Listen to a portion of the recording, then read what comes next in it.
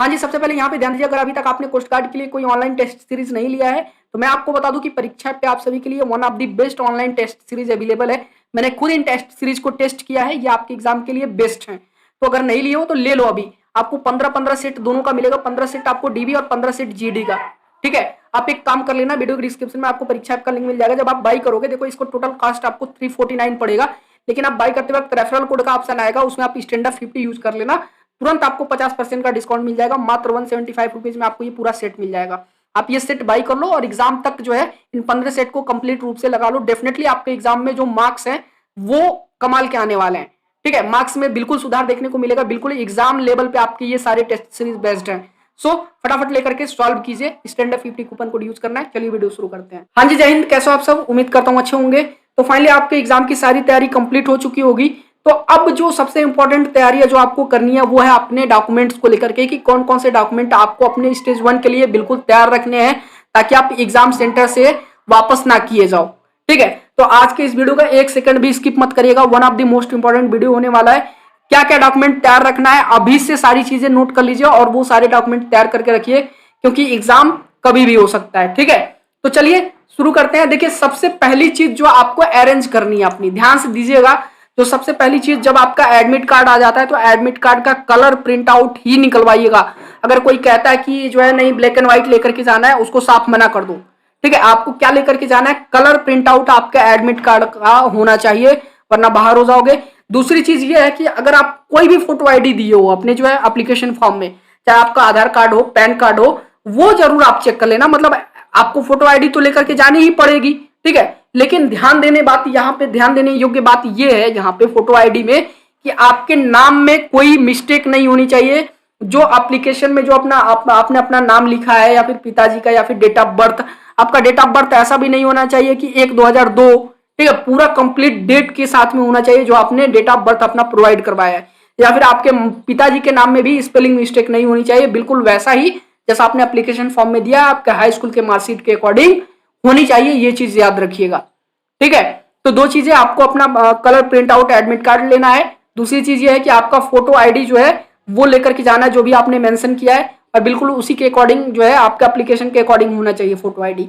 दूसरी चीज ये है कि आपको 10वीं का मार्कशीट लेकर के जाना है। कई कैंडिडेट आप कहेंगे कि सर मैंने जीडी का फॉर्म डाला हुआ है, तो क्या मैं 12th का मार्कशीट लेकर के जाऊंगा? नहीं, बिल्कुल नहीं। सबको, चाहे आप डीबी, जीडी, यांत्रिक किसी में भी फॉर्म डाले हो, अपना 10th का मार्कशीट आप तैयार रखिएगा। 10th का मार्कशीट आपको लेकर के जाना पड़ेगा। दूसरी चीज ये है कि जो ST SC के कैंडिडेट हैं, आपको पता होगा कि अगर थोड़ी दूरी पे अगर आपका एग्जाम सेंटर होता है तो उसके लिए जो है कोस्ट गार्ड आपको क्या देती है? बस का टिकट देती है।